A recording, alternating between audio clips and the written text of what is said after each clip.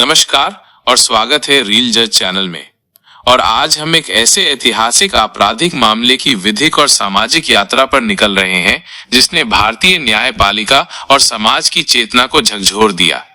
हम बात कर रहे हैं 2012 के दिल्ली गैंगरेप केस की, जिसे जनमानस में निर्भया केस के नाम से जाना जाता है। इस पॉडकास्ट का उद्देश्य केवल एक दुखद घटना का पुनःस्मरण नहीं है, बल्कि एक कानूनी विशेषज्ञ पत्रिका के गहन विश्लेषण के समान हम इसके हर पहलू को विधिक कसौटी पर परखेंगे। हम समझेंगे कि कैसे एक जघन्य अपराध ने भारत के दंड कानूनों में अभूतपूर्व संशोधन लाए और कैसे इसने न्यायिक प्रक्रिया के साथ साथ सामाजिक संवाद को भी स्थायी रूप से प्रभावित किया। इस मामले का विधिक नाम है मुकेश और अन्य बनाम राष्ट्रीय राजधानी क्षेत्र दिल्ली सरकार। ये मुकदमा दिल्ली उच्च न्यायालय और अंततः भारत के सर्वोच्च न्यायालय तक चला, जहां इसने कई महत्वपूर्ण कानूनी मिसालें स्थापित की। घटना का विवरण। कहानी शुरू होती है 16 दिसंबर 2012 की उस सर्द रात से, जब दिल्ली में एक 23 वर्षीय पैरामेडिकल छात्रा और उसका मित्र एक निजी बस में सवार हुए। वो बस, जिसे ब्लैक बस के नाम से जाना गया, उनकी नियति को हमेशा के लिए बदलने वाली थी। बस के भीतर 6 अपराधियों ने छात्रा के साथ सामूहिक बलात्कार किया और उसके मित्र पर जानलेवा हमला किया। दोनों को नग्न अवस्था में चलती बस से बाहर फेंक दिया गया। ये घटना न केवल भारत बल्कि पूरे विश्व के लिए एक शर्मनाक और भयावह सच्चाई थी। आपराधिक धाराओं और पुलिस कार्यवाही। इस क्रूरता ने देश को हिला दिया। जनता में उबाल था।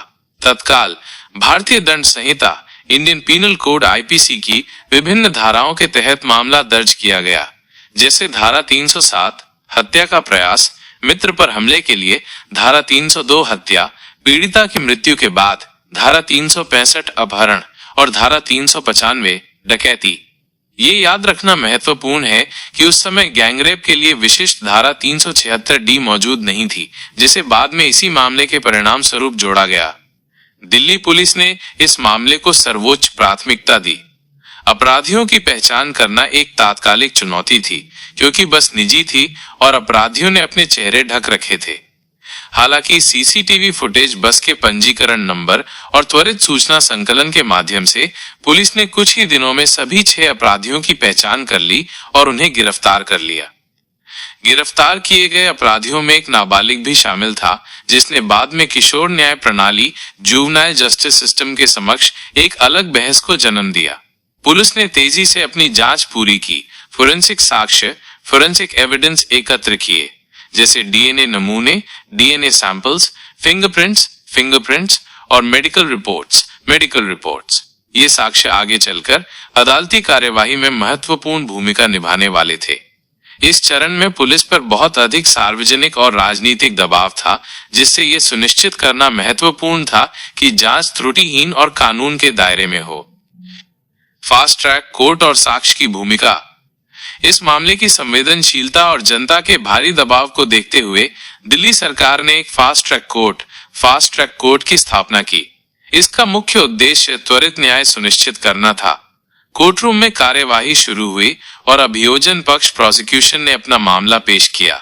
उनका लक्ष्य था ये साबित करना कि आरोपियों ने ही ये जघन्य अपराध किया है। वहीं बचाव पक्ष डिफेंस की जिम्मेदारी थी अपने मुवक्किलों की बेगुनाही साबित करना या कम से कम अभियोजन पक्ष के दावों में संदेह पैदा करना। आपराधिक न्याय प्रणाली में साक्ष्य एविडेंस की भूमिका सर्वोपरि होती है। भारतीय साक्ष्य अधिनियम इंडियन एविडेंस एक्ट के तहत फोरेंसिक साक्ष्य, विशेषकर डीएनए सबूत, डीएनए एविडेंस सबसे महत्वपूर्ण साबित हुए। पीड़ितों के शरीर से और बस के भीतर से एकत्र किए गए नमूने आरोपियों के डीएनए से मेल खाते थे।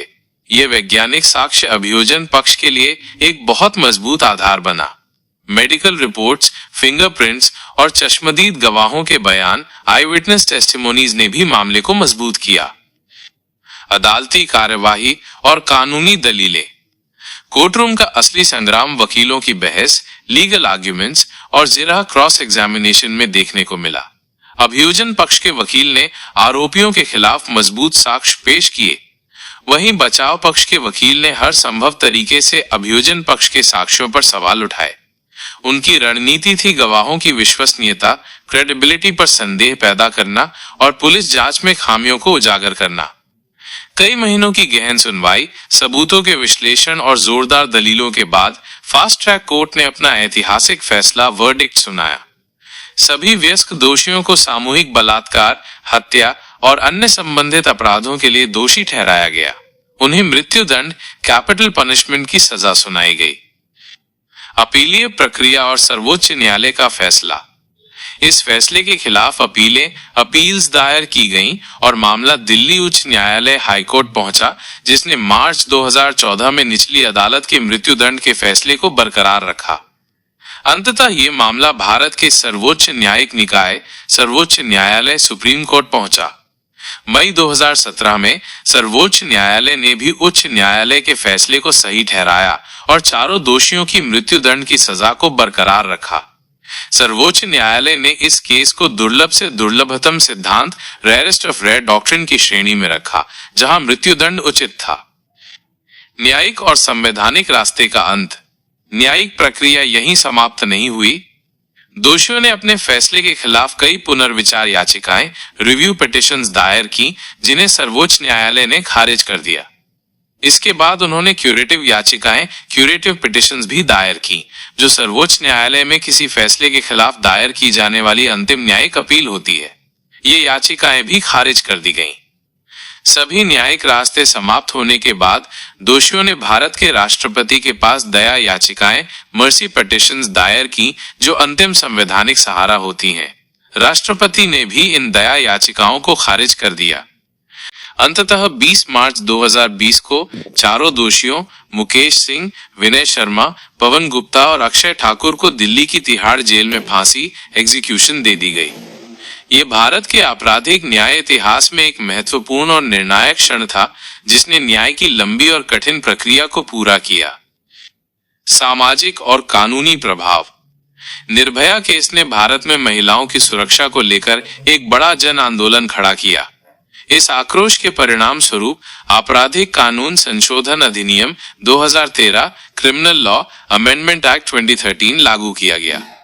यह अधिनियम जस्टिस वर्मा समिति की सिफारिशों पर आधारित था और इसने बलात्कार के कानूनों को और सख्त बनाया। इसने गैंग रेप जैसे नए अपराधों को जोड़ा और सहमति कंसेंट की परिभाषा को स्पष्ट किया, जिससे यौन अपराधों से संबंधित मुकदमों में एक महत्वपूर्ण बदलाव आया। निर्भया केस ने हमें सिर्फ एक अपराध की कहानी नहीं सुनाई, बल्कि ये न्याय की अथक खोज, समाज की सामूहिक चेतना और कानून के शासन, रूल ऑफ लॉ में विश्वास की कहानी बन गई। ये मामला भारतीय न्यायपालिका की दृढ़ता और सामाजिक बदलाव की शक्ति का एक प्रतीक बन गया। क्या हमें न्याय मिला? ये सवाल हमेशा बना रहेगा, पर निर्भया केस ने निश्चित रूप से न्याय के पथ को एक नई दिशा दी है। रील जज चैनल में बने रहने के लिए धन्यवाद। नमस्कार।